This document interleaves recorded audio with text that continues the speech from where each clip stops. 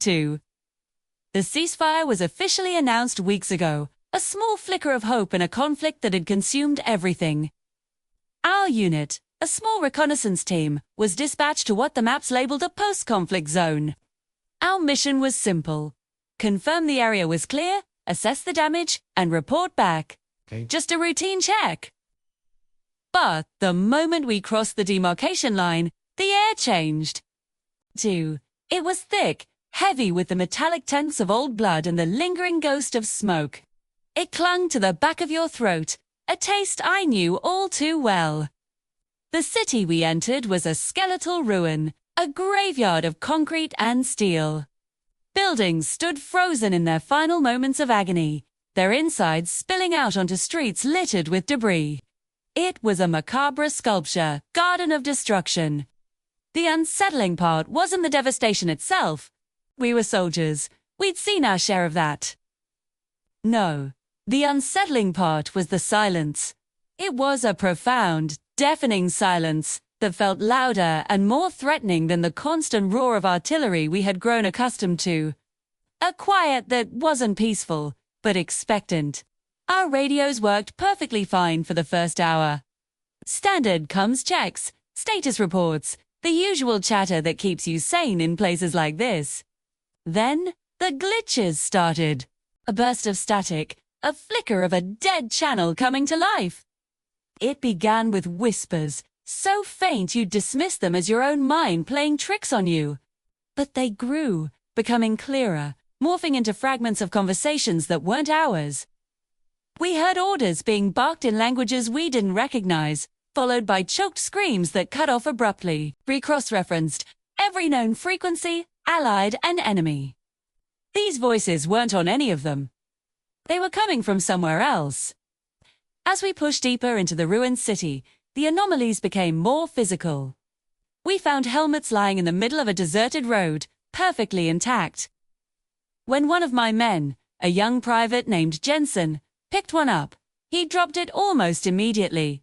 It's warm, he stammered, his face pale. Like someone just took it off. We all felt it. A lingering, unnatural warmth that had no source. Then there were the footprints. Countless sets of boot prints marked the dusty ground, crisscrossing the streets and alleys. But they were wrong. They led from one point, and then just stopped. No scuff marks, no signs of a struggle, no turning back. They just vanished, mid-holiday, as if the soldiers who made them had been plucked straight out of existence. We searched for hours. No blood, no discarded gear, no bodies. It was as if entire squads had simply evaporated into thin air. Nightfall brought a new level of terror. The darkness here was absolute. A suffocating blanket that swallowed our flashlight beams just a few feet away. Suddenly, the sky above the eastern hills lit up, flares, dozens of them, arcing gracefully into the night. But there were no launch signatures, no sound of mortar firing. They just appeared, illuminating the skeletal city in a ghastly, flickering green light.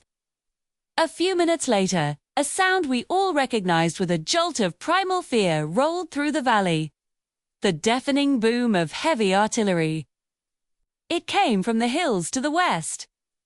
From positions that our intelligence confirmed had been abandoned and dismantled months ago. The war was continuing without any soldiers to fight it. We took cover in the husk of a bombed-out command bunker, the concrete walls offering little comfort against a phantom enemy. The air grew cold, and a sense of being watched pressed in on us from all sides. That's when I heard it. A voice, clear as day, calling my name from a darkened corner of the bunker. Sergeant Evans, report. My blood ran cold. It was the voice of my old commander, a man I'd seen die in a firefight nearly a year ago. I saw the look of confusion and fear on my men's faces. They had heard it too. I didn't answer. I just shook my head, my hand gripping my rifle so tightly my knuckles turned white. We knew we had to get out. The mission was a bust. This place was wrong. We packed up what little gear we'd unpacked and made for the main road, the only route in or out of this cursed valley. We drove for what felt like hours, the landscape of ruin repeating itself endlessly. Then, our headlights fell upon a familiar sight. A checkpoint with a splintered wooden barrier and a rusted metal sign. We were back where we started. We tried again, taking a different turn, following a different path. Again.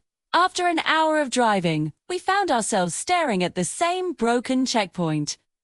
It was impossible. It was a loop. As we sat there, defeated and terrified, our headlights illuminated something new on the warning sign. Fresh paint, stark white against the rust, glistening as if it had just been applied. The words chilled me to the bone. Active combat area. The warning wasn't old. It was new. It was for us, Thor. The horrifying truth dawned on us in that moment of suffocating silence. The war hadn't ended here. It had evolved. It had become a self-sustaining entity, a living memory of violence. It didn't need people to pull triggers or fire shells anymore. The land itself remembered the bloodshed, the hatred, the fear, and it was replaying it all on an endless loop.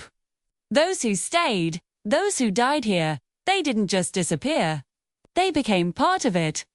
Codes in faded uniforms, ghosts trapped forever, following spectral orders that never expired. We decided to wait for dawn, hoping the light would break the spell. I tried to keep my men calm, but I could see the terror in their eyes.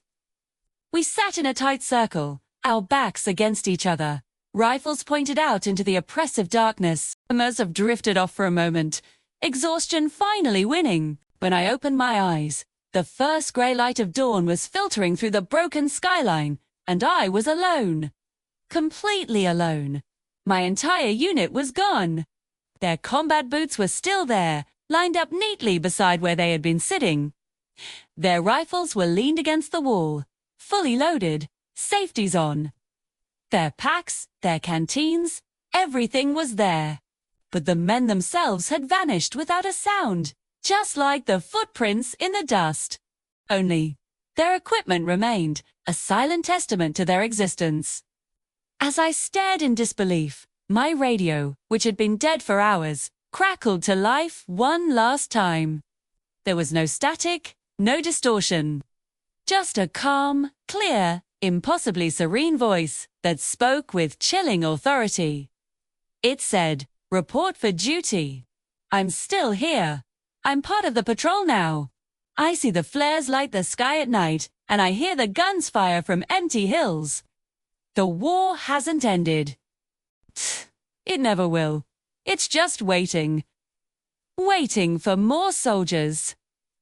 Thanks for watching.